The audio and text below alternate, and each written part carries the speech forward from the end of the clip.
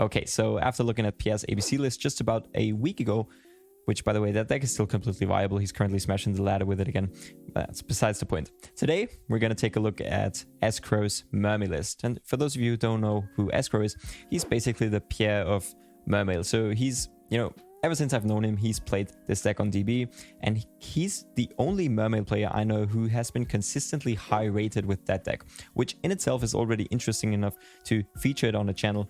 But I felt, especially for this format, now that VFD is gone, which was one of the most oppressive cards for this deck, maybe really it is the format to shine a bit for that deck, and I find his deck list very, very interesting. I do want to talk a bit about the deck before we go into the cards themselves. So Mermail is one of these decks that has gone through so many iterations that sometimes, for me at least, it is hard to keep up with what currently is the best version of it, or I get sort of biased towards the deck as to, last format it was the deck that basically just made VFD in a worse way than other decks. The only real advantage you have with this deck was that you could look at your opponent's hand with Minstrel, so it couldn't really go second. It wasn't really all that good. But I think that for this format, we have to take a completely new approach or new perspective on the deck to sort of be open about it and see this deck as a mid-range, sort of like Dragon Link has evolved, like as a mid-range combo deck, which I personally find super fun, one of the best things about a deck. When I look at this deck, it is good going first, obviously. The goal of this deck is to build a board going first. The crazy thing is obviously that you can discard 2 cards out of their hand with the Mooling Glacier. Now that, you could say that going first, other decks just do that better. What I like about this deck in comparison to other decks though, is that it can go second very well. Inherently, the engine itself is made to go second. If we look at Megalo, and especially this version, and this is why I'm very grateful that Escrow sent this list to me, is that this deck plays triple infantry, triple Megalo. So these are going second cards for sure, and infantry is knocked once per turn. So this is very good going second and will definitely help you in many, many instances. But without further ado, let's get into the singular card choice. 3 Diva, 3 Prince, 1 1-for-1, and 3 Area. So these are 10 very good starters off the bat, and the Area needs a bit of setup. But everything else, the other 7 cards, are real starters. Diva is the best normal summon of the deck. This is the card that you always want to normal. The way you ensure that this goes through is by fake normal summoning, more or less, the Abyss Spike before you go into your combo, and then reviving the infantry with the Prince effect to get your second normal summon, the Diva. The Prince is the best starter after the Diva.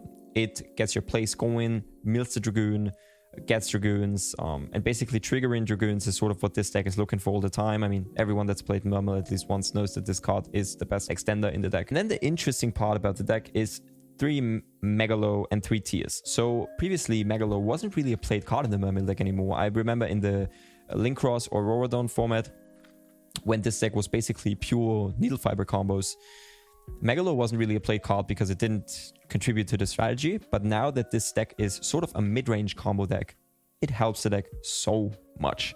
This is a way to bait cards that your opponent has. This gets you a 2400 body right off the bat, or basically a 3200 because you search the equip spell, it gets an 800 attack to the monster. It is the best way to trigger your Dragoons, your 3 infantries, which we'll get to in a second, the Gandhi, all these different cards that are just very good to discard. 3 Tears, and Tears has been, already in the past one of the main starters. It is your way to trigger the Dragoons once again, the infantry and stuff. And this also searches the Spike. So this is important. The Spike will be a normal summon, like I said. So this is a consistent way to get to that Spike, to the first normal summon, to then normal summon a second time in the turn to get the Devo going. 3 Swap Frog and a Ronin Totem. So Escrow chooses to play a small frog engine, and I think this has become sort of standardized with the water deck. Swap Frog is a very amazing card that doesn't require a normal summon necessarily. This also ensures that you don't get blown out by Nibiru. 3 Dragoons, nothing to say about that, I think. 3 Infantry. Infantry seems kind of crazy at 3, but when you think about it, with 3 Megalo and 3 TS and 3 Prince is one of the main ways to ensure that going second with this deck is easy. This card is searchable. You can always get to this card with Area, with Dragoons. It is an extender going first, gets you a second normal summon, and this card is not once per turn. So I don't know, in this format, this card seems really crazy. When VFD was around, didn't seem all too good, but now it's changed quite a bit. So this card, I think, going second is a lot of fun to play around with. Gandhi, when it's discarded, it revives a Mermail monster. I mean, it's not too bad. It's like a decent extender that you can search of the Abyss Spike. and then trigger off your Megalo. And this revives the Abyss Spike. The Gandhi revives the Abyss Spike to make the Behemoth Shark. So it's also a way to ensure that you get your totally awesome and additional negation. Helps you extend your plays. One Minstrel, and this is basically what the deck was known for like 2 to 3 formats ago, is that this card ensures that your plays go through basically, so you can look at your opponent's hand, which is obviously the kind of unfair part about the deck, right? But this card is okay, but with this format, you can afford to only play one of this because you don't have to open it, in my opinion, and go in second. This card is just horrible. So there's no reason to play multiple of this. And it is searchable via Dragoons once again. One Fishbox Launcher, this is your Needle Fiber target. Free special summon out of the grave. You know, why would you not play this? Lapis Dragon, also free extender. You can search this with your Dragoons and get a tuner, so you can go into Needle Fiber. Makes your link forward plays a bit easier. Abyss Spike, we've already discussed this. This is the card you search of the tiers. And then you normal summon it to search the Gandhi and etc. Get your plays going, fake your first normal summon, and then basically get the div out. Mulling Glacier has always been the... Additionally to the Minstrel, it's been the unfair part about the deck where you can just discard 2 cards your opponent has in their hand. You're going to discard 2 of their cards, so they're down to 4 cards when they start their turn, and then you don't need as many negations usually. The Abyss Gale is the brick that you search off the Megalo. This card negates the first spell card that is activated, so... your opponent can just easily bait this by activating any spell card that is not as valuable to them. And then he plays 3 Ash. Not very interesting. I mean, Ash is just Ash. And then Kaiju. He plays the Water Kaiju in this deck. It has some synergy. It isn't the craziest. At first, when I looked at this deck, I thought like, wow, like there has to be some crazy synergy between like the Water Kaiju and the Water deck, obviously. But there isn't really, I think. The Totally Awesome can get back to the hand. Maybe you can... There's an argument to be made to play the Wind Kaiju for the Barrier statue. I think that's reasonable to say. For the extra deck, we play... Crow plays Behemoth Shark, 2-toed. 2-toed is important. One you can make with the Swap Frog, and then maybe of the one, then maybe the other of the Behemoth Shark. And this card's just nuts. Also, if your opponent maximuses you, this card is a very good card to send. The Abyss Gaius, it's a card that I always thought was not that good, but in testing, I feel like this card has been very good. Once, as a quick effect, you can negate the effects of all face-up monsters your opponent controls that have less attack than the Abyss Gaius, which is 2/8, and you can equip this with the equip spell to make it 3/6. Basically, can negate the entire opponent's field. So this is also a bait that your opponent has to take, and sometimes with Megalo and Tears, you can bait your opponent very early in the turn with this. So it isn't really like a huge boss monster that you have to contribute a lot to. 1 Linkuribo, Needle Fiber, gets Fishbox Launcher, gets an additional body. 2 Coral, this can come up in the turn 3 sometimes to make a second one, but the first one is very mandatory. I mean, just an extended that it revives a water monster out of the grave, very essential.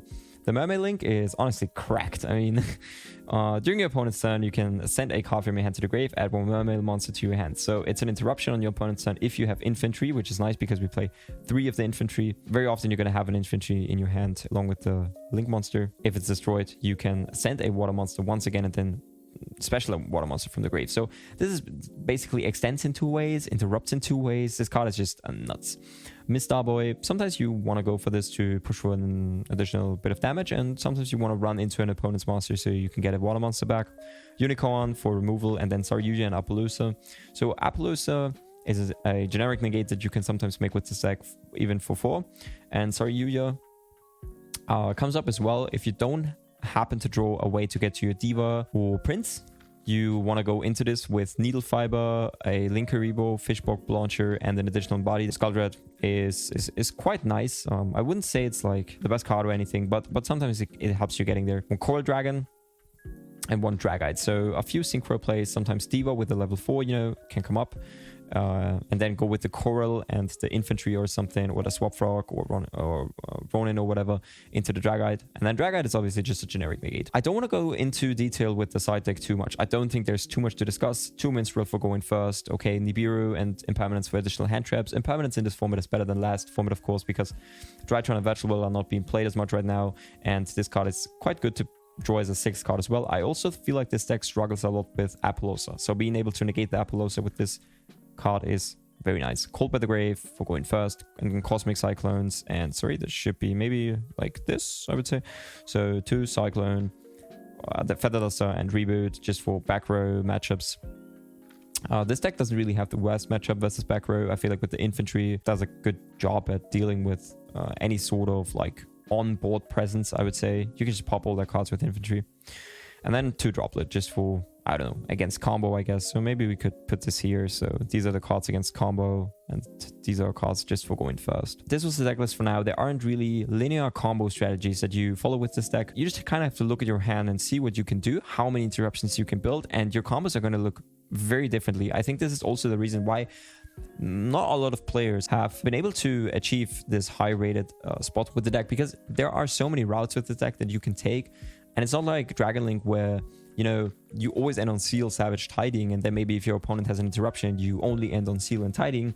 It's more like if your opponent interrupts you, you have to go a completely different route and end on something completely different. At least that's what it feels like for me when I play the deck for now. I do think that the important thing when you play this deck is that you remember all the weird secondary effects the cards have, such as that the Prince can revive an Atlantean monster, that you get your Water Monsters effects even when they're detached for the Bahamut Shark, that you remember that your Megalo can also tribute a monster to trigger their effects once again, to get a second attack in the battle phase, and all these sort of niche things, right? But let me know in the comment section down below what you think about the deck, and also, you know, what do you think about the deck specifically, but also if you think the deck has any chance in the format in general. Is it like one of these decks that is sort of slapped upon right now, or is it just not going to do anything in the format whatsoever once again, I would almost say. But with that being said, I hope you guys loved the video, and I'll see you in the next one.